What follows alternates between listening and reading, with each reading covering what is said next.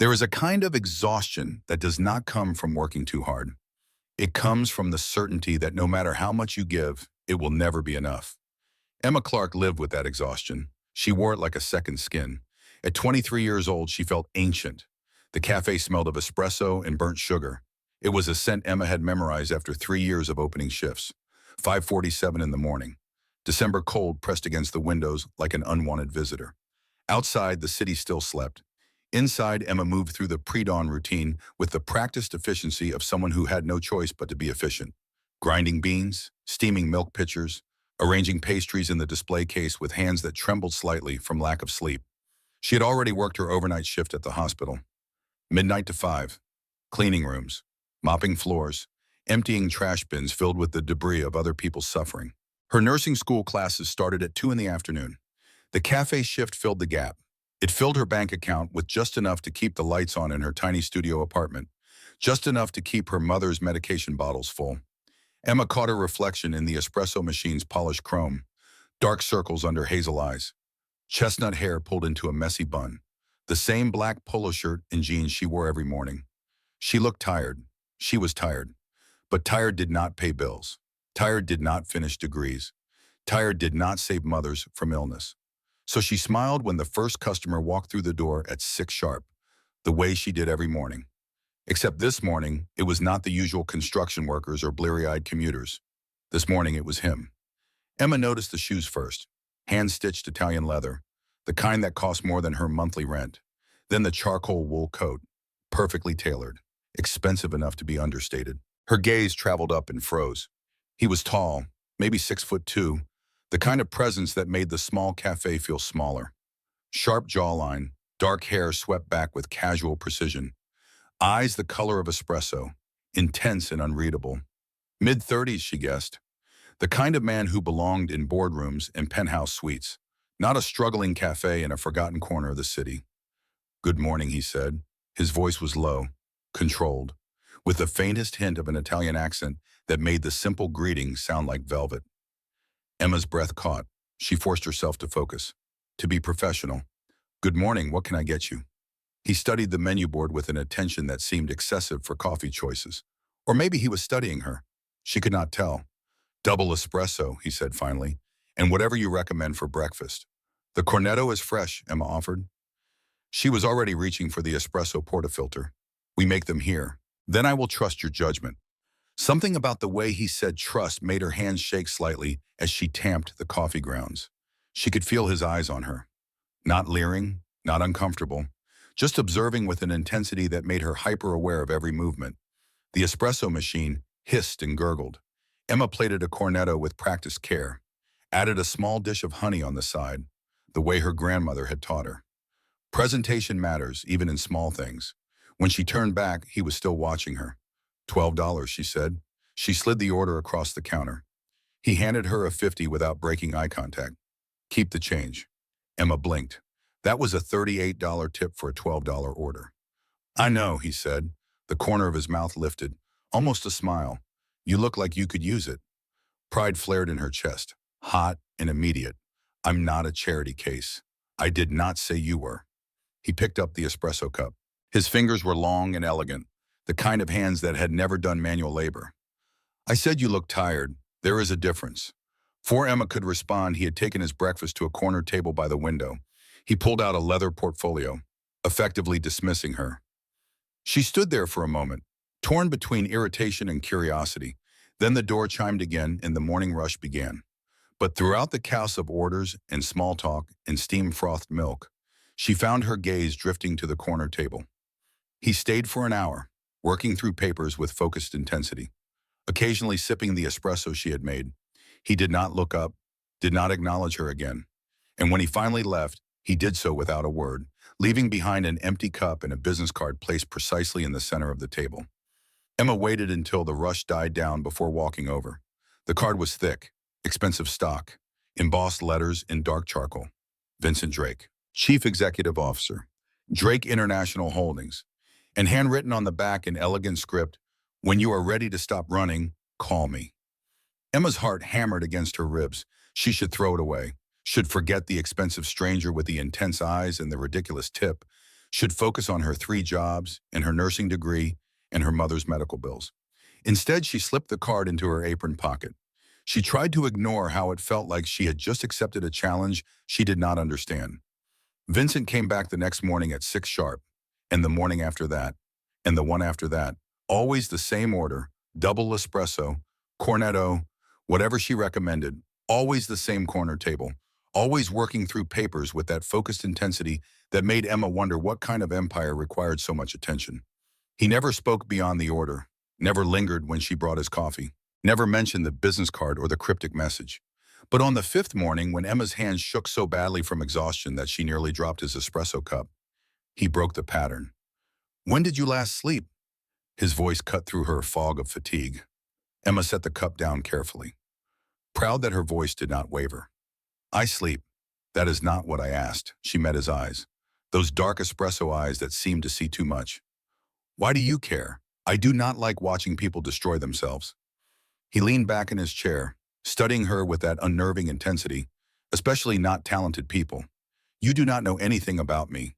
I know you work here from 6 to noon. I know you have textbooks in your bag. Medical terminology, which means nursing school. I know you wear the same clothes 3 days in a row, which means you are doing laundry once a week to save money. I know you take every extra shift your manager offers, which means you are desperate for hours." Emma's cheeks flushed, anger and embarrassment warring in her chest. "So you have been watching me? That is not impressive. It is creepy." "I have been observing." Vincent's tone was maddeningly calm. "There is a difference, and what I observe is a woman who is working herself into an early grave for reasons she thinks are noble, but are actually just self-destructive. You have no idea what my reasons are." "Then tell me." He gestured to the empty chair across from him. "Sit. Talk to me. I am working. The cafe is empty. Sit." Emma wanted to refuse, wanted to walk away from this arrogant stranger who thought $50 tips gave him the right to judge her life choices. But her feet hurt, her back ached, and something about his steady gaze made her feel like maybe someone actually wanted to listen. She sat. Vincent waited, patient, giving her space to begin. "My mother has lupus," Emma said finally. The words came out rougher than she intended. "The medications cost more than her insurance covers. I am in nursing school, which means I cannot work full-time, which means I work 3 part-time jobs to cover the gap. I will graduate in 6 months, get a real nursing job, and then things will be better. I just have to make it 6 more months. 6 months of running yourself into the ground. 6 months of doing what needs to be done." She lifted her chin, defiant. "Not everyone has the luxury of sleeping 8 hours a night." "No," Vincent agreed quietly, "but everyone has the luxury of accepting help when it is offered." Emma laughed, bitter and tired. "Let me guess, you are offering to help out of the goodness of your heart." Number. His honesty surprised her, out of self-interest.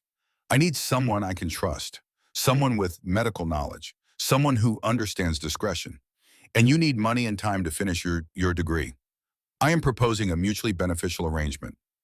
"What kind of arrangement?"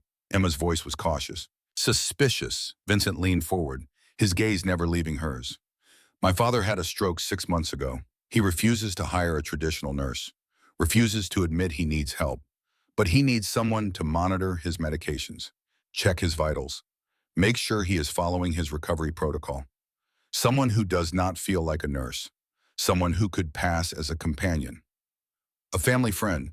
You want me to be a fake family friend who secretly nurses your father? I want to pay you $3,000 a week to spend evenings and weekends at my family's estate, ensuring my father does not kill himself through stubbornness and pride." Emma's breath caught. $3,000 a week. That was more than all 3 of her jobs combined. That was her mother's medications covered, her tuition paid, her debts cleared. That was too good to be true. "What is the catch?" Her voice was barely above a whisper. "No catch." Vincent pulled a folded document from his portfolio, slid it across the table. "Employment contract, standard terms, confidentiality agreement, background check required. You would work Friday evening through Sunday night, 20 hours a week. The rest of your time is yours, to study, sleep, whatever you need." Emma stared at the paper like it might bite her. "Why me? You could hire an actual private nurse, someone with experience, someone who is not barely passing their pharmacology class. Because actual private nurses feel like medical professionals. You feel like a person. Vincent's expression softened just slightly. My father needs to feel like a person, not a patient. And I think you understand that better than someone with 20 years of experience and no concept of what it is like to fight for dignity while everything falls apart. The words hit too close to home.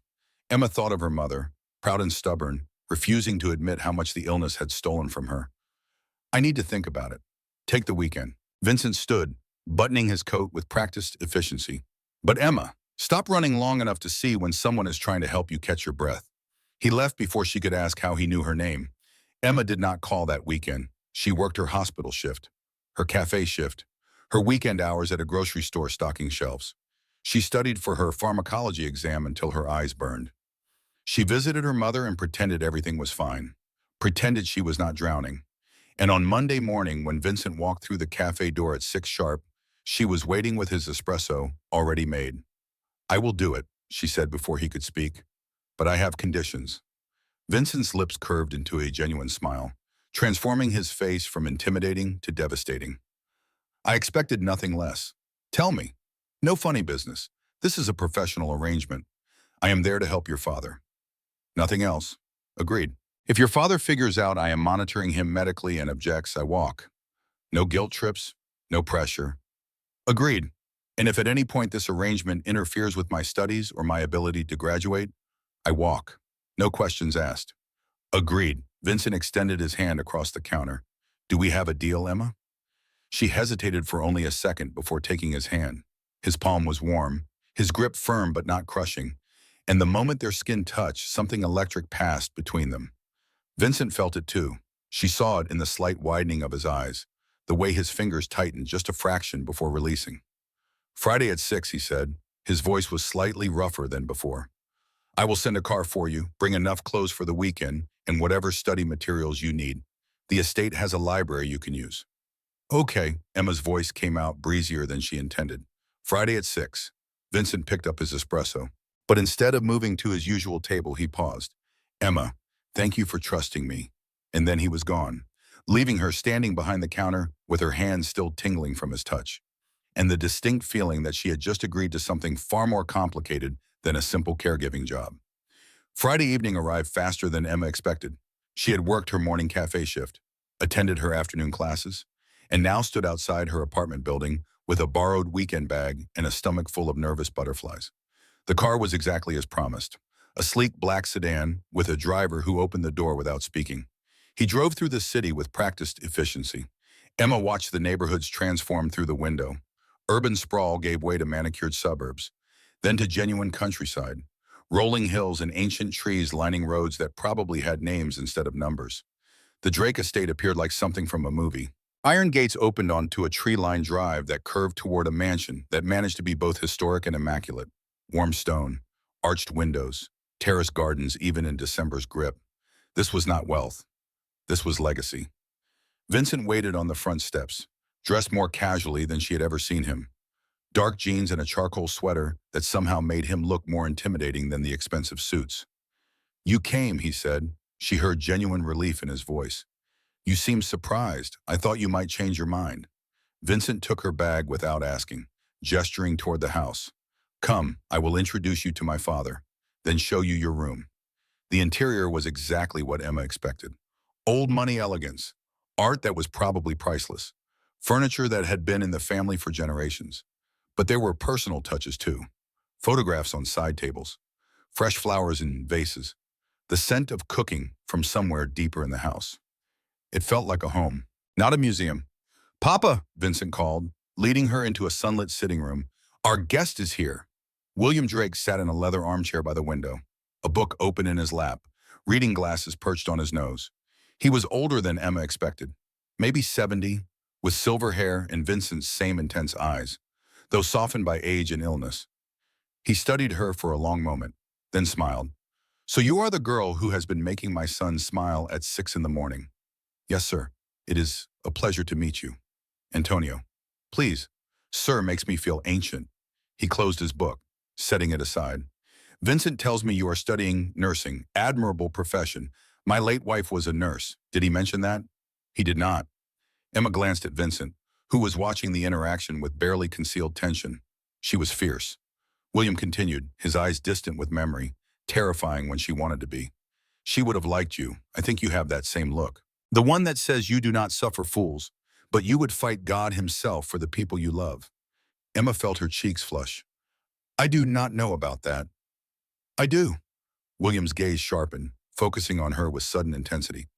My son brought you here to babysit me. Did he not? To make sure I take my medications and do not overexert myself, and generally behave like a good patient. Vincent tensed. Papa, do not insult the girl's intelligence, or mine. William looked back at Emma, his expression amused. Here is the truth. I had a stroke. It was bad. I am recovering. But recovery is slow and frustrating. It makes me want to do stupid things to prove I am still capable. My son worries. He hired you because he thinks you will not feel like a warden. Emma appreciated the honesty. Would you like me to leave, Mr. Drake? William. And no, he leaned back in his chair, smiling. I like you already. You did not try to deny it or make excuses. You asked what I wanted. That is rare. Stay. Help me prove to my son that I am not going to drop dead any minute. And in exchange, I will give you peace and quiet to study, access to a library that would make your professors weep with envy, and the best food you have ever tasted. Sophia's cooking alone is worth the weekend. Relief flooded through Emma. That sounds fair. Excellent. Now go. Both of you, I am reading and I do not need an audience. William waved them away with affectionate dismissal. Dinner is at 7. Do not be late or Sophia will hunt you down. Vincent led Emma through corridors lined with family portraits and ancient tapestries, up a curved staircase to the second floor. I am sorry, he said quietly as they walked. I should have prepared you better for my father's directness. I liked it, Emma admitted. It is easier when people are honest. He likes you. I could tell. How? He made a joke. He only does that with people he trusts. Vincent stopped in front of a heavy wooden door, pushing it open. This is your room. Private bathroom. Desk if you need to study. View of the gardens. Everything okay? Emma stepped inside. The room was beautiful, spacious, decorated with the same understated elegance as the rest of the house. The bed alone was bigger than her entire apartment's sleeping area. It is too much. It is a guest room. Vincent smiled. That devastating transformation again. And you are here to work, not be a guest. Speaking of which, he pulled a small leather journal from his pocket, handed it to her. My father's medication schedule, his physical therapy routine. Warning signs I need you to watch for. The physical therapist comes Tuesday and Thursday mornings, but weekends are unsupervised. That is when he is most likely to push himself too hard. Emma flipped through the journal, her nursing training automatically cataloging information, blood pressure medications, anticoagulants, physical limitations, dietary restrictions, all meticulously documented in Vincent's precise handwriting. You have been managing this yourself for 6 months, while running a company, and trying to keep him from realizing how terrified I am of losing him too. Vincent's voice cracked slightly on the last word, and suddenly Emma saw past the controlled exterior to the exhausted son underneath. Without thinking, she reached out and touched his arm. You are doing a good job. Your father looks healthy, he is in good spirits, and he clearly adores you. That is not nothing. Vincent covered her hand with his. The electric feeling from their first handshake returned, stronger this time. Thank you, he said softly, for being here, for helping. They stood like that for a moment, connected by touch and mutual understanding, until Emma's nursing instincts kicked in and reminded her that boundaries mattered. She pulled back gently. I should unpack. Get oriented before dinner. Of course. Vincent stepped into the hallway, his mask of control sliding back into place. I will be in my study if you need anything. Third door on the left. He left, and Emma sat down on the impossibly soft bed, trying to process everything that had just happened. She was in a billionaire's mansion, hired to care for his father, feeling things she absolutely should not be feeling for her employer. This was going to be complicated. The pattern began like a secret language. Vincent appeared at the cafe every morning at 6 sharp. Emma had his espresso ready before he reached the counter. Their fingers brushed when she passed him the cup. Not accidentally, never accidentally anymore. The first 3 weeks fell into a rhythm that felt both dangerous and inevitable. Weekday mornings belonged to stolen glances and coffee steam. Weekend evenings belonged to William's recovery and the slow thaw of professional distance. Emma found herself looking forward to 6 in the morning in ways that had nothing to do with caffeine. Vincent left notes with his tips now. Small things, Observations that showed he was paying attention in ways that went beyond the clinical. You passed your pharmacology quiz. I could tell from your smile. The cornetto was perfect today. Like you. Thank you for existing, Emma. She kept them all, folded in her textbook like prayers. The weekends at the Drake estate became less about monitoring William and more about becoming part of something she had not realized she was missing. Family dinners where William told stories from his youth with dramatic flair.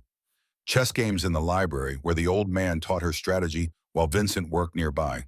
Comfortable silences broken only by the scratch of pen on paper and the occasional crackle of the fireplace. Vincent was always there, hovering at the edges, watching with that focused intensity that made Emma's skin prickle with awareness. But he kept his distance, professional, respectful, until the fourth weekend when Emma found him in the library at midnight. She had come down to retrieve a textbook. He sat in dim lamplight, papers spread around him, looking more exhausted than she had ever seen him.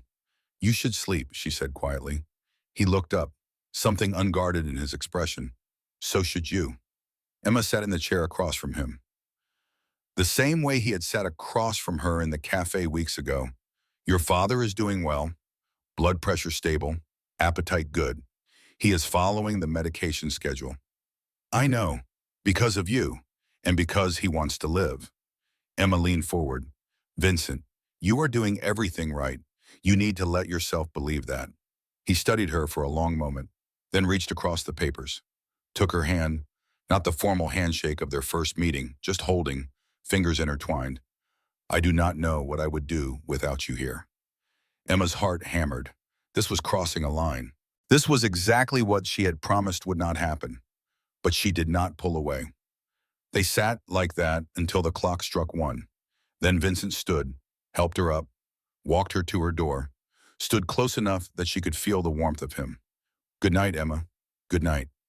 Neither of them moved, the air between them charged with everything they were not saying. Then Vincent's phone buzzed. The moment shattered. He stepped back, professional distance sliding into place like armor. But Emma saw it, the reluctance, the wanting. This was becoming complicated in exactly the way she had feared. Monday morning arrived with news that changed everything. Emma was refilling the pastry case when her classmate Jessica rushed in, breathless and wide-eyed. Emma, oh my God, I need to tell you something. Jessica worked part-time at a private investigation firm downtown. She looked nervous, the kind of nervous that meant bad news. What is it? Someone ran a background check on you. Last month. Like a really invasive one. They went back to your childhood, interviewed your mom's doctors, pulled your academic records, even checked your social media from high school. Emma's stomach dropped. What? Who? I am not supposed to say. But Emma, it was thorough, like they were vetting you for something serious or looking for dirt. The cafe suddenly felt too small, too hot. Emma knew. She knew before Jessica said anything else. There was only one person with the resources and the motive. When was it ordered? November 15th, 2 weeks before Vincent first walked into the cafe, 2 weeks before the business card and the good offer bar and the carefully orchestrated observation. He had not been watching her. He had been confirming what he already knew. Emma felt sick. Everything she had thought was genuine. The concern in his eyes when he asked about her exhaustion. The seemingly spontaneous job offer. The trust she had been building. All of it had been calculated. Planned, manipulated. She finished her shift on autopilot. Declined Vincent's usual greeting when he arrived. Left his espresso on the counter without a word. Ignored the confused concern in his eyes. At noon, she did not go to class. She went to Drake International Holdings instead. The building was glass and steel, 50 stories of corporate power. Emma felt out of place in her cafe uniform, but she walked past security with the kind of fury that made people step aside, rode the elevator to the executive floor, marched past the receptionist who tried to stop her. Vincent's office door was open. He looked up from his desk, surprise and then immediate alarm crossing his face when he saw her expression. Emma, you had me investigated. Her voice was steady. Cold, before you ever spoke to me. Vincent stood slowly. Yes, the admission was worse than denial. Emma's hands shook. So the whole thing was what? The observing, the concerned stranger routine. That was all bullshit. You already knew everything about me. I needed to know who I was bringing into my father's life. His tone was controlled, but she could see tension in his jaw. Into my life. Surely you understand that. I understand that you manipulated me. Made me think you were just some guy who noticed I was tired. But you had a file on me. You knew about my mom, my jobs, my grades. You knew everything before you said a single word. Vincent moved around the desk. Emma, yes, I ran a background check. My father almost died. I could not risk bringing someone unstable or opportunistic into his recovery. So you lied. I withheld information. There is a difference, Emma laughed, bitter and sharp. No, there really is not. You let me think we were building something real, trust, maybe even friendship. But it was just you following a script, playing a role. That is not fair. Fair? Emma's voice rose. You want to talk about fair? I opened up to you. I told you about my mother, about why I work 3 jobs, about my dreams for after graduation. And the whole time you already knew. You had it all in a file somewhere. Vincent's control cracked, his voice rough. The investigation told me you were qualified. It told me you were struggling financially. It told me you had every reason to take the job I offered, but it did not tell me how you would look at my father with genuine compassion. It did not tell me how you would make him laugh for the first time in months. It did not tell me how you would make me feel alive again. Emma stared at him. That does not make it okay. I know. Vincent ran a hand through his hair, the perfect composure completely gone now. You are right, I should have told you. But Emma, would you have taken the job if I had? If I had said on day 1 that I had investigated you? No, the answer was immediate. I would have walked away. Exactly. So what was I supposed to do? My father was dying. I was desperate. And you were exactly what he needed. What we needed. So you used me. No. Vincent stepped closer, his eyes intense. I hired you. There is a difference. This was always a transaction. Professional services rendered for financial compensation. The investigation was standard due diligence. Then why does it feel like betrayal? Emma's voice broke. Why do I feel like an idiot for thinking you actually saw me? Actually cared? Because I do see you. Vincent's voice dropped. Urgent, raw, that is the problem. The investigation was about protecting my father. But everything after, everything that has happened over these weeks, that has been real. That has been me not being able to stop thinking about you. Not being able to maintain professional distance. Not being able to pretend I do not feel something I have not felt in 3 years. Emma's breath caught. Vincent, I am sorry. Truly, for not telling you about the background check. For letting you believe it was all spontaneous. But I am not sorry for hiring you. And I am not sorry for falling for you. The words hung between them, enormous and terrifying. Emma stepped back. I need space. I need to think about whether I can trust you. She left before he could respond, before the tears that threatened could actually fall. That evening her phone rang. Not Vincent. William. Emma. The old man's voice was gentle. My son is downstairs having what I believe the young people call a panic attack. He thinks he has driven you away forever. So we are going to talk. Mr. Drake, William, and listen, my son is an idiot. But he is an idiot because he loves someone so completely that losing her broke something fundamental in him. William's voice took on a weight Emma had not heard before. After Caroline died, Vincent investigated everyone. The nanny for non-existent children, a dog walker for a dog we never got. He was trying to control a world that had proven uncontrollable. He investigated you because he was already falling for you and it terrified him. He needed data to convince himself it was safe to feel again. Emma sat on her narrow bed, phone pressed to her ear. That does not make it right. No, it does not. But it makes it human. William paused. Emma, do you have feelings for my son? Yes. The admission surprised her with its honesty. But I do not know if I can be with someone who does not trust me enough to just ask. Then tell him that. He is brilliant with business and an absolute moron with emotions. If you want honesty from him, you have to demand it. There was rustling, then William's voice again, more formal. I am texting you an address. If you want answers, real ones. Be there tomorrow at noon. The address led to a cemetery in Westchester. Emma almost did not go, but something about William's tone made her curious, made her want to understand. Vincent was already there when she arrived, standing in front of a white marble headstone, his hands in his pockets, his shoulders tight with tension. He did not turn when Emma approached, but he spoke, quiet. Caroline Ann Drake, beloved wife, taken too soon. Emma stood beside him, saying nothing, letting him find the words. We were married 5 years, together 7. She was a social worker, dedicated to helping people. She died because I was too busy to pick her up from work. Vincent's voice was hollow. She took a key. The driver ran a red light, drunk. She died instantly. I am so sorry. For 3 years, I blamed myself. Vincent finally looked at her. If I had left the meeting, if I had answered her call, if I had been there, she would still be alive. Emma saw it then. The real reason for the control. The investigation. The need to know everything. It was not about manipulation, it was about terror. After she died, I could not trust chance anymore. Could not trust fate or coincidence or random acts. So I investigated. I researched. I tried to control every variable. Because if I knew everything, maybe I could prevent another loss. He turned to face her fully. So yes, I had you investigated, and I should have told you. But Emma, it was not about trusting you. It was about me being too broken to trust anything. Emma's anger softened, not disappeared, but transformed into something more complex. Vincent, I need you to promise me something. Anything. No more secrets. If you are scared, tell me. If you are investigating my third cousin twice removed, tell me. I can handle truth. I cannot handle deception. I promise. Vincent's eyes were red-rimmed. Complete honesty, even when it terrifies me. Emma took his hand. We start over. Not employer and employee, not billionaire and broke nursing student, just Vincent and Emma. Two people learning to trust each other. I would like that. They stood in the cemetery for another hour. Vincent told her about Caroline, the good parts, the love and the laughter and the life they had built. Emma listened, and slowly, very slowly, she began to understand the man behind the control. 2 weeks later, everything changed again. Vincent called an emergency board meeting. Emma knew about it because she overheard William on the phone.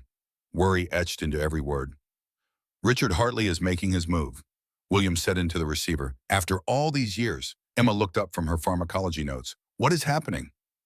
William hung up, sighed. My son has enemies, men who want what he built, and they are using you as leverage. The details emerged over dinner. Richard Hartley, senior board member, Vincent's rival for 15 years. He had called for a vote of no confidence. His reasoning was simple and devastating. Vincent was distracted, making poor decisions, neglecting fiduciary responsibilities. And the evidence? Photographs. Vincent and Emma at a restaurant, walking in the park, her leaving the Drake estate at sunrise. He is clearly compromised, Hartley had told the board. This girl is obviously using him. She is a barista for God's sake. She is after his money. And Vincent's judgment is too clouded to see it. Emma felt cold. I should step back, take time off from the estate, distance myself until this blows over. Vincent was firm. No, absolutely not. That is exactly what Hartley wants. He wants me isolated, doubting myself, making decisions based on fear instead of conviction. But Vincent, if I am the reason you might lose your company, you are not the reason. He is. Vincent's jaw was tight. Hartley has wanted control of Drake Holdings for years. This is just an excuse, and I am not giving him the satisfaction. Emma looked at William. The old man was quiet, thoughtful. Then he smiled, a sharp, calculating smile that reminded Emma why he had built an empire. I have an idea, William said, and neither of you are going to like it at first, but trust me. The plan was bold. William still held 30% voting shares. Vincent had 35. Hartley had 15. The rest were distributed among smaller shareholders.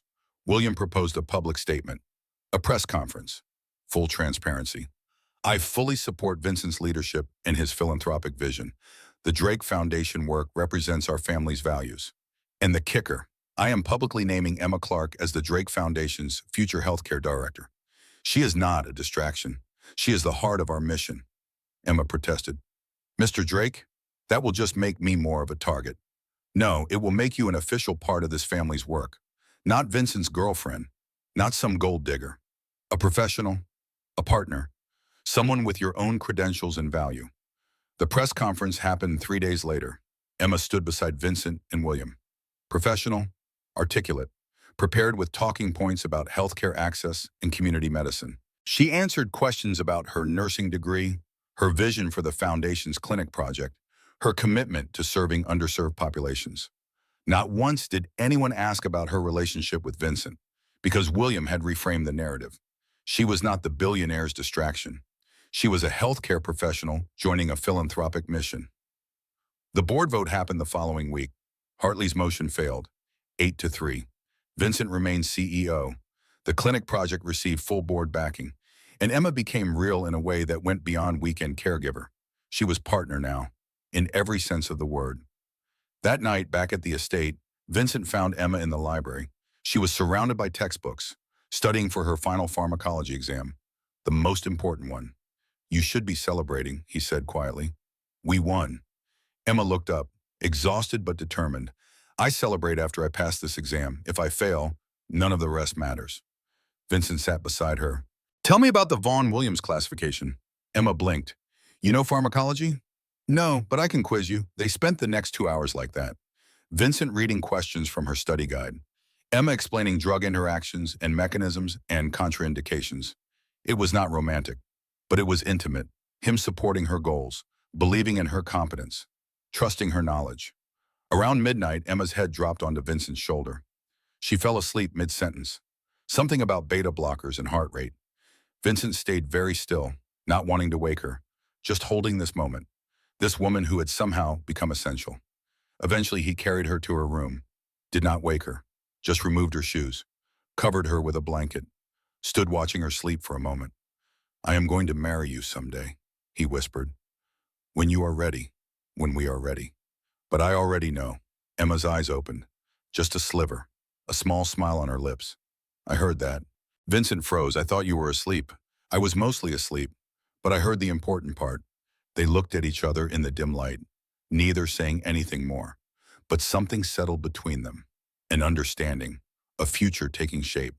The next morning, William insisted they all needed a break, a celebration, something to remind them what they were working toward. He had tickets to the opera, La Scala North American tour, opening night, Tosca.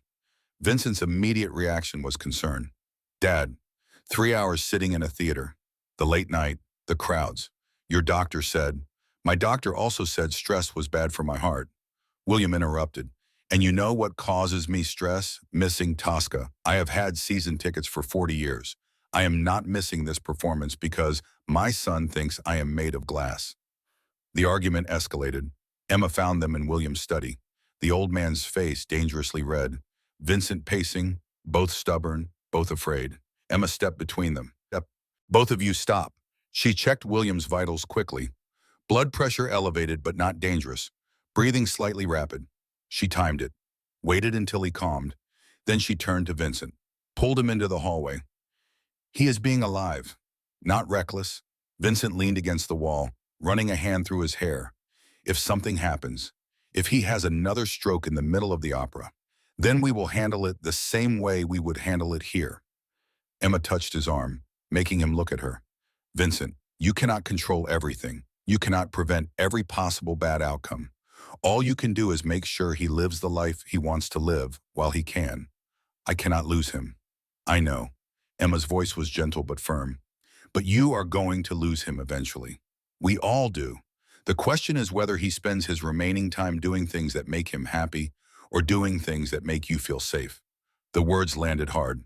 Vincent flinched, then slowly nodded. "You are right. I hate it. But you are right," Emma smiled. "Let me do my job. Let me monitor him, watch for warning signs. Keep him safe while he lives his life. That is what you hired me for, remember?" Vincent pulled her into an embrace, sudden and tight. "Thank you. Thank you for being the person who makes me see clearly, even when I do not want to." Emma wrapped her arms around his waist, feeling his heart racing against her chest. "We will go to the opera, all three of us, and it will be wonderful. And William will have the time of his life, and everything will be okay. Promise?" "I promise to do everything in my power to make it true." Vincent pulled back, hands coming up to cup her face. "Emma, Whatever he was about to say was interrupted by William clearing his throat from the doorway. "Are you two finished making eyes at each other? Because if Emma says I can go, I need to call for tickets before they sell out." They sprang apart, Emma's face flaming. Vincent actually laughed. The sound surprised and genuine. "Yes, Dad? Call for tickets. 3 seats." William's smile was triumphant. "Excellent. And Emma, you will need a proper dress. La Scala has standards." Before Emma could protest about costs she could not afford, Vincent said, "Already handled. There is a boutique in the city that will send options to the estate tomorrow. Choose whatever you like. I cannot. You can, and you will.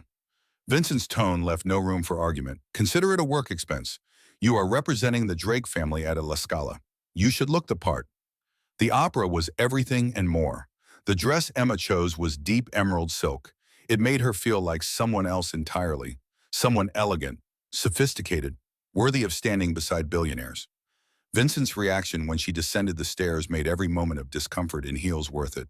Tesoro, he breathed, using an Italian endearment he had never used before. You are stunning. Emma's cheeks flushed. It is the dress. No, it is you. William made an approving noise. Caroline would have loved you, Emma. You have her spirit. The words should have been awkward, but they felt like a blessing. La Scala was magnificent. The soaring voices, the dramatic staging, the sheer emotional power of Puccini's tragedy. Emma cried during Visidarte, could not help it. And when she looked over, Vincent was watching her instead of the stage. His expression so tender it made her breath catch. During intermission, while William held court with old friends in the lobby, Vincent pulled Emma aside.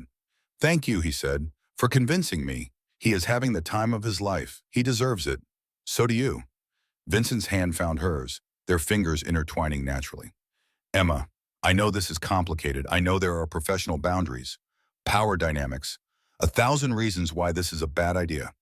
But I cannot stop thinking about you. Cannot stop wanting. One more time, Emma whispered, remembering something she had read once, a promise of intensity and surrender. What? Nothing. I feel it too. Whatever this is, then come with me. He led her through corridors she did not know existed, upstairs to a private box that overlooked the stage. The music was already beginning again, Tosca's final tragedy unfolding below. But Vincent was not watching the opera. He was watching her, his intensity making Emma's skin prickle with awareness. I loved my wife, he said quietly. I will always love her. But she is gone and I am still here. And for 3 years I felt like I was just existing, not living. Until you walked into that cafe and made me remember what it feels like to want something, to hope for something, to feel alive. Emma's heart raced. Vincent, I am not asking you to replace her. I am not even sure I am ready for whatever this is. But I need you to know that when I look at you, I see a future again, and it terrifies me as much as it thrills me. He stepped closer, his hand coming up to cup her face, thumb brushing her cheekbone. Tell me to stop. Tell me this is just a job, that you do not feel this too. And I will step back. I will be professional. I will never cross this line again. Emma knew she should say exactly that, should establish boundaries, protect herself, remember that she was his employee, that this could end badly in so many ways. Instead, she rose on her toes and kissed him. It was soft at first, tentative, testing. But then Vincent made a low sound in his throat and pulled her closer, and the kiss transformed into something desperate and consuming. 3 months of tension and longing and denial breaking like a dam. When they finally broke apart, both breathing hard, Emma whispered, I have wanted to do that since the morning you left your business card. Vincent laughed, pressing his forehead to hers. I have wanted to do that since you argued with me about taking my tip. They kissed again, slower this time, learning each other, the taste and the texture and the perfect fit, until the sound of applause from the theater below reminded them where they were. We should get back, Emma said reluctantly. Your father will wonder. My father knows exactly where we are and what we are doing. Vincent's voice was amused. Why do you think he sent us to check on something that did not need checking? Emma laughed despite herself. He is not subtle. He has never been subtle a day in his life. Vincent kissed her once more, gentle and sweet. Come on, Tesoro. Let us go watch the rest of the opera and pretend we are not going to spend the whole time thinking about each other. That is going to be difficult. Yes, but worth it. The next morning, Emma woke in her room at the estate to find a note slipped under her door. Simple, direct, very Vincent. Meet me in the workshop. 3rd building past the gardens. V. She dressed quickly, nervous and excited. Followed the path through the estate grounds to a converted barn. Inside, she found Vincent standing at a workbench covered in sketches and architectural models. He looked rumpled and perfect in worn jeans and an untucked shirt. You have a workshop? Emma said. Surprise. I studied architecture before I took over the company. This is where I come when I need to think. To create something with my hands instead of just signing contracts. Vincent looked up, his eyes warm. I wanted to show you this part of me, the part not many people see. Emma walked through the space, running her fingers over tools and half-finished projects. These are beautiful. They are therapy, a way to feel like I am building something that matters, not just managing money and power. She picked up a delicate model of a small building, all flowing lines and natural materials. What is this? A community health clinic. Vincent came to stand beside her. Something I have been designing for 2 years. Free medical care for underserved neighborhoods. Staffed by volunteer doctors and nurses. Funded by the Drake Foundation. Emma's throat tightened. You are building this for real? Construction starts this spring. Vincent turned her to face him. It has been my secret project. Something I am doing because our Caroline would have loved it. Because my father taught me that money means nothing if you do not use it to help people. And because I want to build something beautiful in this world. And I cannot think of anything more beautiful than making healthcare accessible to people who need it. He paused. Be part of it. Work with me. Not as my employee, but as my partner in this. Help me make it real. I am still in school. I know. But in 6 months you will not be. And when you graduate, I want you to have choices. This can be one of them. No pressure, no obligations. Just an option. Emma kissed him, pouring every ounce of admiration and affection and hope into it. I am absolutely doing this. This is exactly what I have always wanted to do. Vincent's smile was radiant. Good, because I am going to need a head nurse who is brilliant and compassionate and not afraid to argue with billionaires. They spent the morning in the workshop, Vincent explaining his vision, Emma contributing ideas from her nursing experience. It felt natural, easy, like they had been working together for years instead of months. It felt like partnership. It felt like a future. Later, when they walked back to the main house for lunch, William was waiting on the terrace. He had a knowing smile on his face, the kind that said he had orchestrated everything perfectly. So, he said casually, did my son show you the clinic? He did. And? Emma looked at Vincent, then back at William. And I think you knew about this from the beginning. I think the whole job offer was always leading here. William's smile widened. My dear, I have been in business for 50 years. I recognize a perfect match when I see one. Vincent needed someone to care for me. That was true. But he also needed someone to care for him, to remind him what he was building for, to give him a reason beyond obligation. He stood, walked over to them, placed a hand on each of their shoulders. You were always meant to be part of this family, Emma, from the moment Vincent walked into that cafe. Everything else was just logistics. Emma felt tears prick her eyes. William Drake, you are a manipulative old man. I prefer the term strategic visionary. William winked. Now, I believe Sophia has prepared lunch, and I want to hear all about how the clinic design can incorporate patient dignity into every aspect of care. Emma, you have thoughts on this, yes? So many thoughts. Excellent. Then let us eat and plan and build something that will outlast all of us. They walked into the house together. 3 people who had found each other through circumstance and choice, through need and design, through the messy, complicated, beautiful process of becoming family. Emma glanced back at the workshop, at the model clinic that represented so much more than architecture. It represented hope, second chances, the possibility that exhaustion could give way to purpose, that running could transform into arriving. She had come to the Drake estate believing she was helping an old man recover, but she was the one being healed, being seen, being offered a future she had not dared to imagine. And for the first time in 3 years, she was not tired. She was alive. The next 3 months passed in a blur of studying and working and falling deeper into something that felt terrifyingly close to love. Emma spent every weekend at the Drake estate. William's health improved steadily, but more importantly, his spirit thrived. They went to concerts and art galleries and his favorite restaurants. Emma monitored his health, but she also became his friend, his chess opponent, his companion in the quiet evenings when Vincent worked late and the house felt too large for one old man alone. And Vincent was in her life in ways she had never expected. He attended her study sessions, helping her prepare for exams even though he knew nothing about nursing. He surprised her with coffee at the cafe on her longest days. He talked to her about his architectural designs and listened when she shared her dreams about community healthcare. They were careful around William, but not secret. The old man knew, watched them with approval, and occasionally made pointed comments about wedding planning that made them both blush. but they also took it slow. Vincent was still healing from Caroline's death, still learning how to open his heart again. Emma was focused on graduation, on building her career, on keeping her mother's health stable. What they had was patient, careful, built on friendship and respect as much as attraction. It was real. April arrived with cherry blossoms and the knowledge that everything was about to change. Emma's graduation was 3 weeks away. The clinic construction had begun. Vincent showed her the progress every Sunday, walking her through the skeleton of what would become something extraordinary. Treatment rooms designed with privacy and dignity, a waiting area that felt warm instead of institutional, exam spaces with natural light and comfortable chairs. "This is going to help so many people," Emma said one afternoon, standing in what would become her office. Director of Nursing Services, her name already on the architectural plans. "We are going to help so many people," Vincent corrected, standing close behind her. "This is ours, Emma, not mine. Ours." She leaned back against him, feeling the solid warmth of his chest, the steady beat of his heart. For the first time in her life, the future did not feel like something to survive. It felt like something to anticipate. Her mother's health had stabilized on the new medication regimen that Emma could now afford. Linda Clark was gaining weight. Her energy was returning.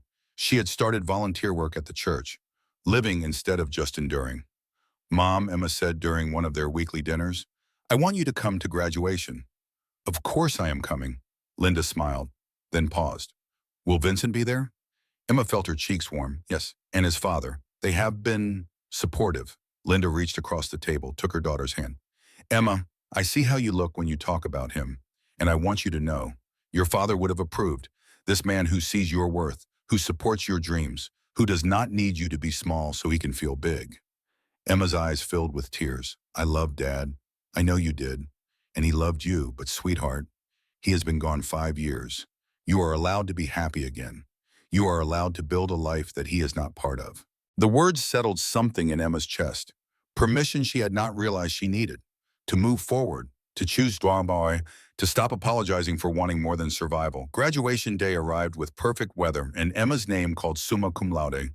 She walked across the stage to receive her Bachelor of Science in Nursing, wearing a smile so bright it hurt. Her mother sat in the audience crying happy tears. And in the back row, trying to be inconspicuous and failing completely, sat Vincent and William Drake. After the ceremony, they all went to dinner. Emma's mother, the Drake men, a few of Emma's classmates. It was loud and chaotic and perfect. William raised his wine glass in a toast that made Emma cry. "To Emma, who worked harder than anyone I have ever known and never gave up. You are going to change lives." "Hear, hear," everyone chorused. Later, when the celebration wound down and goodbyes were said, Vincent drove Emma home. But instead of dropping her at her apartment, he parked and killed the engine. "Walk with me." They strolled through a nearby park, spring flowers blooming in the warm evening air. Vincent was quiet, thoughtful. Emma sensed something building. "I want to show you something," he said finally. He pulled out his phone, opened architectural plans for a small house. "This is for you." Emma's breath caught. "What?" "The clinic will have staff housing, small apartments for nurses and doctors who work late shifts, who need a place to rest between rotations. But I designed one unit differently, bigger, with space for family, for a life outside work." He looked at her, his eyes serious. "I designed it for you if you want it." "Vincent, I cannot." "You can. The clinic opens in 3 months. I am offering you the head nurse position. Full salary, benefits, housing, but more than that." He took her hands. "I am offering you partnership in the clinic, in my life, in building something that matters. I am not asking you to move into the mansion. I am not asking you to give up your independence. I am asking you to let me be part of your journey while you are part of mine." Emma's heart felt too big for her chest. "You designed a house for me. I designed a home." Vincent's voice was rough with emotion. "Because you have shown me how to build a life again, not just manage an existence. And I want to build that life with you, Tesoro, if you will let me." She kissed him there in the park, with the stars coming out overhead and the scent of flowers in the air. "Yes," she whispered against his lips. "Yes to all of it. The job, the partnership, the life, yes." Vincent pulled her close, held her like she was precious and irreplaceable. "I am going to make you so happy. You already do." They stood like that for a long moment before Vincent pulled back with a mischievous smile. "There is one more thing." "What?" My father has been making pointed comments about grandchildren. I thought you should be warned. Emma laughed. Of course he has. He likes you better than me at this point. It is actually offensive. I am pretty wonderful. Yes, Vincent's expression softened. You are, and I am the luckiest man alive that you took a chance on a ruthless billionaire with control issues and a broken heart. You are not ruthless. I can be. In business. But not with you. Never with you. He kissed her forehead. With you, Tesoro, I am just a man who wants to build a beautiful life with someone who makes me believe in tomorrows again. The next 2 months were a whirlwind of transitions. Emma quit her 3 part-time jobs with tears and gratitude. The cafe manager hugged her for a full minute. You did it, kid. You actually did it. Emma passed her NCLEX exam on the first try, officially becoming a registered nurse. She moved out of her cramped studio into a temporary apartment closer to the clinic site. Vincent helped her pack, carrying boxes and teasing her about the sheer number of medical textbooks she owned. The clinic construction accelerated. Emma visited the site daily, hard hat on, clipboard in hand, watching walls go up and rooms take shape. Her office had a window overlooking a small garden. Vincent had designed it specifically, knowing she would need a place to breathe between the intensity of patient care. They hired staff, volunteer physicians from area hospitals, paid nurses including 3 of Emma's classmates, administrative support. Everyone who signed on understood the mission. Healthcare as a right, dignity as foundational, compassion as protocol. Emma felt herself transforming, not just from student to professional, but from someone who survived to someone who thrived. The exhaustion that had defined her for 3 years was finally lifting, replaced by purpose, by excitement, by the knowledge that she was building something that mattered. Vincent watched this transformation with something like awe. You are glowing, he said one evening. They were reviewing patient intake protocols in his study, the technical work that made a clinic functional. I am happy. Emma looked up from the spreadsheet. Really happy. Is that allowed? It is required. Vincent came around the desk, pulled her to her feet, kissed her softly. You deserve every bit of this joy, and I am honored to witness it. They were building something together. Not just the clinic, but a partnership that felt equitable and real. Vincent's money had opened doors, but Emma's expertise and compassion were what would make the clinic succeed. They both knew it. They both respected it. William's health remained stable through the summer. The medications were working. His physical therapy was progressing. He walked with a cane now, but he walked. He attended planning meetings for the clinic, offering insights from decades of business experience. How to structure the foundation, how to ensure sustainability, how to protect the mission when the inevitable pressures came. Emma loved watching father and son work together. The easy shorthand, the mutual respect, the way Vincent deferred to William's wisdom while William trusted Vincent's vision. This is what family looks like, she thought. Not perfect, not without tension, but fundamentally solid, built on love and trust and choosing each other every day. Then in late August, everything changed. Emma arrived at the estate for her usual Friday evening, but something felt wrong immediately. The house was too quiet. Vincent's car in the driveway, but no lights in his study. She found William in the kitchen, his speech slightly slurred, right hand trembling, confusion in his eyes when he looked at her. Emma's training kicked in instantly. Clinical, focused, terrified underneath but not showing it. Mr. Drake, can you smile for me? William tried, but his face was asymmetric. Left side drooping, raised both arms. The right arm drifted downward. Weak. Repeat after me. The sky is blue in Cincinnati. The words came out garbled, incomprehensible. Emma pulled out her phone. Vincent, call 911 right now. Your father is having another stroke. Right now. She heard Vincent's sharp intake of breath, then movement, the sound of him running. The acronym burned in her mind, fast. Face drooping, arm weakness, speech difficulty. Time to call emergency services. Every second mattered. Brain cells dying, the window for treatment narrowing. Vincent appeared, phone already to his ear, giving the address to the dispatcher. His face was pale, but his voice was steady.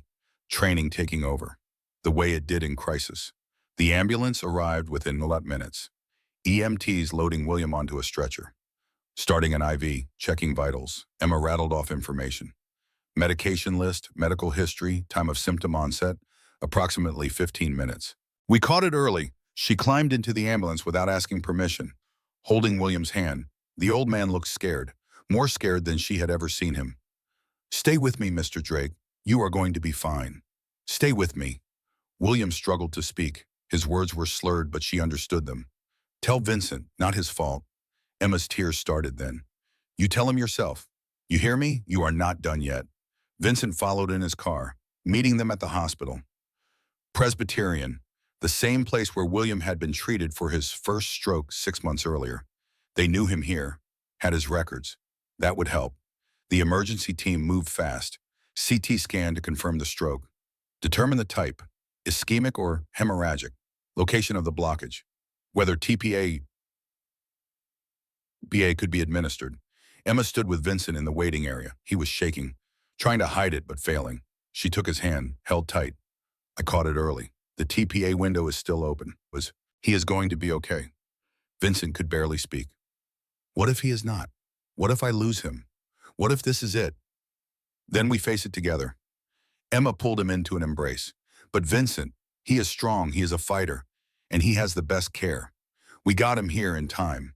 The attending physician came out after what felt like hours but was only 45 minutes. Dr. Sarah Morrison, mid-50s, competent and kind. The TPA worked. The clot dissolved. "Mr. Drake is stable. There will be some speech therapy needed, some physical therapy, but the damage is minimal." If Emma had not recognized the signs and acted immediately, we would be having a very different conversation right now. Vincent looked at Emma, his eyes red-rimmed. "You saved his life." "We saved his life," Emma corrected. But she knew it was true. Her training, her presence, her quick action, it had made the difference between recovery and catastrophe. They sat with William through the night, taking turns. Vincent paced the hallways, unable to sit still. Emma held the old man's hand and talked to him even though he was sleeping, telling him about the clinic, about the patients they would serve, about the legacy he was building. William woke around dawn, groggy but present. He looked at Emma first, then Vincent. "Still here," he managed. His speech was slurred but understandable. "Stubborn. Too stubborn to die," Emma said, smiling through her tears. Vincent sat on the edge of the hospital bed, took his father's other hand. "Dad, you scared me. Good." William's eyes were sharp despite the exhaustion. "Need to remember, I am not immortal. Neither are you." Over the next 3 weeks, William recovered in the hospital and then in a rehabilitation facility. His speech improved daily, the aphasia resolving faster than expected. His right side strength returned through intensive physical therapy. He was determined, ornery, exactly himself. Emma visited every day after her shifts at the clinic. The facility was only 10 minutes away. She brought updates about construction progress, photos of the completed waiting room, stories about staff training. Vincent barely left his father's side, working from a laptop in the rehab center's family lounge, taking calls in the hallway, returning between every session to check on progress. Emma watched him struggle, saw the fear he was trying to hide, the barely controlled panic underneath the capable exterior. One night she found him alone in the hallway, staring out a window at nothing, his shoulders tight with tension. "I cannot do this again," he said without turning.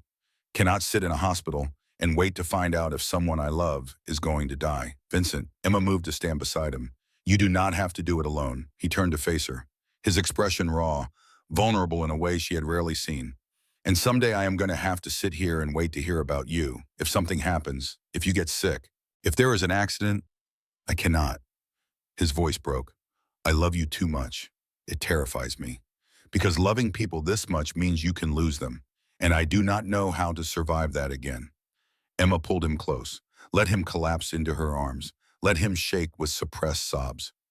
She held him and did not try to fix it, because some things could not be fixed, only endured. "You do not survive it by loving less," she said finally. "You survive it by loving more, by choosing every moment you have with people, by building beautiful things while you can. Your father almost died, but he did not. Because I was there, because you trusted me with him, because we were together." She pulled back, made him look at her. And maybe that is what love is. Not protecting yourself from loss, but choosing someone anyway, choosing to be vulnerable, choosing to show up even when it is terrifying.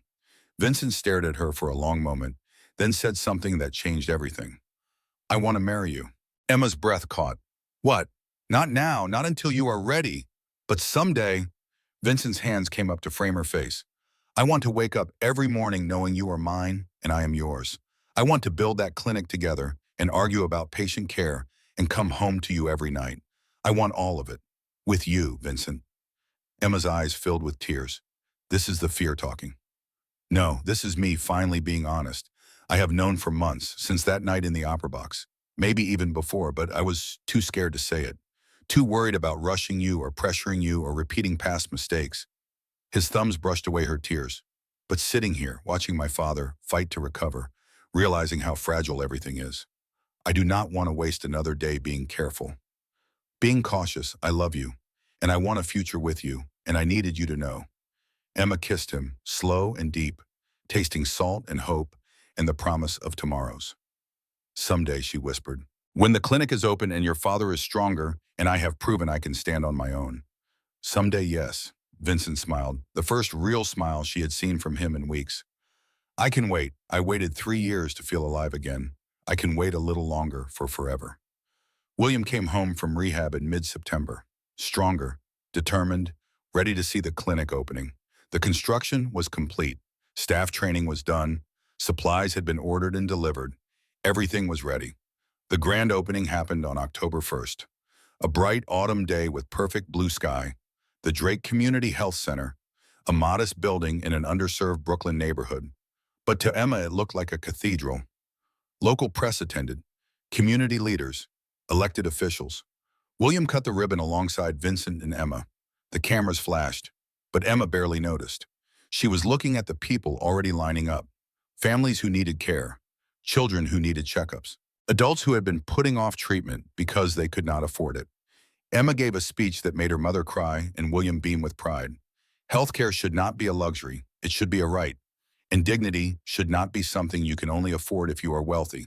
This clinic represents a promise that everyone deserves to be seen, heard, cared for, regardless of ability to pay, regardless of insurance status, regardless of anything except their humanity. I know what it is like to watch someone you love suffer because medication costs too much. I know what it is like to work 3 jobs and still not have enough. This clinic exists so no one else has to make those choices. Thank you to Vincent Drake and the Drake Foundation for believing in this vision. Thank you to our volunteer staff, and thank you to this community for trusting us with your care. The first patient was a young mother with a sick child. No insurance, no options. Emma personally handled the intake, provided care, sent them home with medication at no cost. The mother cried, thanked Emma over and over, said she did not know where else to go, could not afford the emergency room. You came to the right place, Emma said gently. We are here for you, always. Vincent watched from the doorway of Emma's office, saw her in her element, professional, compassionate, brilliant. This was who she had always been meant to be. This was what they had built together. At the end of the first day, Emma found Vincent in the reception area. She was exhausted but glowing. We saw 43 patients today, 43 people who might not have received care otherwise. Vincent pulled her into his arms. You were amazing. We were amazing. This is just the beginning. They stood there in the empty clinic, holding each other, surrounded by the evidence of what they had created. Not just a building, but hope, access, dignity, change. Emma glanced around. At the comfortable waiting room, the private exam spaces, the pharmacy stocked with essential medications. Everything they had planned was real now, tangible, making a difference. First clinic, Vincent murmured into her hair. But not the last. I am designing 3 more. If you will help me. Always. 2 months passed in the rhythm of clinic work. Long days, challenging cases, but also profound satisfaction. Emma hired 2 more nurses, a bilingual medical assistant, a social worker to help patients navigate insurance and benefits. The team was small but dedicated. Everyone understood the mission. Emma fell into bed exhausted every night, but it was good exhaustion, the kind that came from meaningful work, from using her skills to help people who desperately needed it, from building something that would outlast her. Vincent split his time between Drake Holdings and clinic planning. The board had approved expansion, 3 more locations over the next 18 months. He spent evenings in his workshop designing spaces that honored patient dignity while maximizing efficiency. Emma would join him sometimes, reviewing plans from a nursing perspective, suggesting improvements. They worked well together. Complementary strengths, mutual respect. Growing love. December arrived cold and bright. Emma had been working double shifts to cover a staffing shortage, studying for her nurse practitioner certification in stolen moments, barely sleeping, running on adrenaline and purpose. She started feeling off around the middle of the month, exhaustion that went beyond normal tiredness, nausea in the mornings, emotional swings that seemed out of proportion. She assumed it was stress. The certification exam was in 3 weeks. The holidays were approaching. Everyone felt overwhelmed this time of year. Then the clinic's pharmacy technician made an offhand comment. "Hey, Emma, we are out of prenatal vitamins. Should I order more?" Emma froze. Prenatal vitamins. When was her last period? She tried to remember. October? Early November? She had been too busy to track it carefully. Oh, God. She pulled a pregnancy test from the clinic supply closet. Hands shaking, locked herself in the staff bathroom. 2 minutes felt like 2 hours. 2 pink lines. Emma stared at the test. Pregnant. She was pregnant. She and Vincent had been careful. Mostly careful. But there had been that weekend after the board vote, when they were celebrating and careful was not exactly the priority. She sat on the closed toilet lid, mind racing. She had just started her dream job 2 months ago. She and Vincent were not married, not even officially engaged, though they talked about the future constantly. They were still building the foundation of their relationship. This was not the plan, but underneath the panic, underneath the fear, there was something else, something warm and unexpected. Hope, joy, the thought of a child, Vincent's child, a family they would build together. She pulled out her phone, texted Vincent, "Can you come to my place tonight? I need to talk to you about something." His response was immediate. "Of course. Is everything okay?" "Everyone is fine. I just need to tell you something." That evening, Vincent arrived with takeout from her favorite Thai restaurant. He looked concerned, searching her face for clues about what was wrong. Emma sat him down on her small couch, took his hands. This was harder than she expected. Saying the words out loud made it real, made it permanent. "I am pregnant." Vincent went completely still, silent for what felt like an eternity. Emma's panic spiked. "I know we talked about waiting, about my career, about timing. But Vincent, I am pregnant and I do not know how you feel about that. And I am terrified because this was not the plan. But also maybe it is okay if it was not the plan because..." She stopped because Vincent had dropped to his knees in front of her, his hands shaking as they covered her still flat stomach. "A baby," he whispered, awe saturating every syllable. "Our baby." Emma's tears started. "Are you happy? Because I know this was not planned and..." "Happy?" Vincent looked up. His eyes were wet. "Tesoro, I am terrified and thrilled and so deeply, completely happy I cannot breathe. We are having a baby." He pulled her into his arms, both of them crying now, laughing and crying and holding each other like they were the only solid things in a spinning world. "You are going to be a father. You are going to be a mother. Your father is going to lose his mind with joy." Vincent laughed. "He has been dropping hints for months. He is going to be insufferable." They sat on the floor, Emma in Vincent's lap, his hand on her stomach, planning and dreaming and marveling at how life could surprise you, how the unplanned could become the most wanted thing. "We should get married," Vincent said after a while. "Before the baby comes." "Vincent, you do not have to. I am not proposing because you are pregnant." Vincent's voice was firm. "I am proposing because I was always going to propose. This just makes it more urgent. But Emma, I want to be clear. I am asking because I love you, because I want to spend my life with you. Pregnant or not, baby or not." Emma pulled back, looked at him seriously. "Ask me properly. Not because of the baby, not because you think you should. Ask me because you want to spend your life with me, with or without a pregnancy." Vincent cupped her face. "I love you. I want to wake up every morning beside you. I want to build this clinic and this foundation and this life together. I want to watch you change the world one patient at a time. I want to be the person you come home to when the days are hard and the person who celebrates with you when they are good. I want all of it, forever. Will you marry me?" "Yes." Emma kissed him, tasting salt and joy, yes. 2 weeks later, on Christmas Eve, Vincent proposed properly. At the Drake estate, in his workshop surrounded by architectural models and dreams made tangible. He showed her plans for a house, not the clinic housing, a real family home. 3 bedrooms for kids someday. Office for you, studio for me, room for your mother if she wants to move closer. Garden because you mentioned loving gardens.